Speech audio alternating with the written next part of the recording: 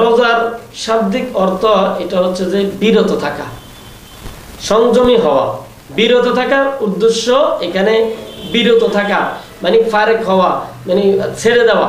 এখানে বিরত থাকার উদ্দেশ্য একমাত্র গুনার কাছ থেকে বিরত থাকা, গুনার কাছ থেকে বিরত থাকা, নিজেকে বিরত রাখা।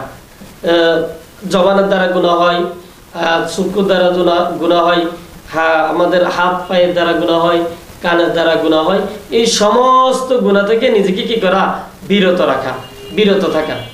আলহামদুলিল্লাহ আমরা সকলেই এই চেষ্টা করব রমজান মাসের শুরু থেকে শেষ পর্যন্ত সমস্ত রোজার বিধান মেনে এই সাহারি, তারাবি, ইফতারি সমস্ত কিছু যেন আল্লাহ তাআলার জন্য হয়, আল্লাহকে দেখানোর জন্য হয়, এই উদ্দেশ্য করে আমরা সকলেই রোজা রাখবো। হাদিস শরীফের মধ্যে আছে ক্বালা রাসূলুল্লাহ সাল্লাল্লাহু আলাইহি ওয়াসাল্লাম তাসাহারু ফা ইন্না ফিস সুহুরি বারাকা। আমরা সেহরি করব। কেন করব? সেহরি কি জন্য করব? সেহরি করার পিছনে আমাদের উদ্দেশ্য, আমরা যে স্বাভাবিক যেটা আমরা নিয়ত করে থাকি সেটা হচ্ছে যে আমরা সেহরি করার সময় নিয়ত করি এই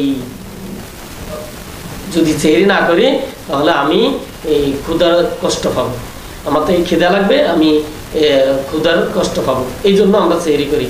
হাদিস শরীফের মধ্যে এই নিয়তটা সম্পূর্ণ গলত, এই নিয়তটা সম্পূর্ণ ভুল। আমরা সেহরি করবো এই জন্য, সেহরি করা সুন্নত, সেহরি করা সুন্নত। রাসূল আকরাম সাল্লাল্লাহু আলাইহি ওয়াসাল্লাম সেহরি করেছেন, এই জন্য আমরা সেহরি করব। অনেকে আমরা এইভাবে করি, রাত্রে খেয়ে নিব, উঠতে পারলে তো খাবো, না উঠতে পারলে আমি এইভাবে রোজার হুকুম আদায় হয়ে যাবে, তবে আপনার সেহরিটা সহি নিয়ত হইল না। এই জন্য সেহরি যেন সহি নিয়ত হয়, এই জন্য আমরা সেহরি কি জন্য করবো? সেহরি সুন্নত, এই জন্য সেহরি খাবো।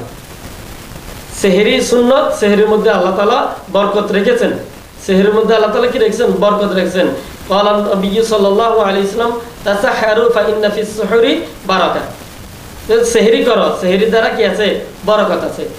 আর এক হাদিসের মধ্যে রাসূলুল্লাহ সাল্লাল্লাহু আলাইহি ওয়াসাল্লাম বলতেছেন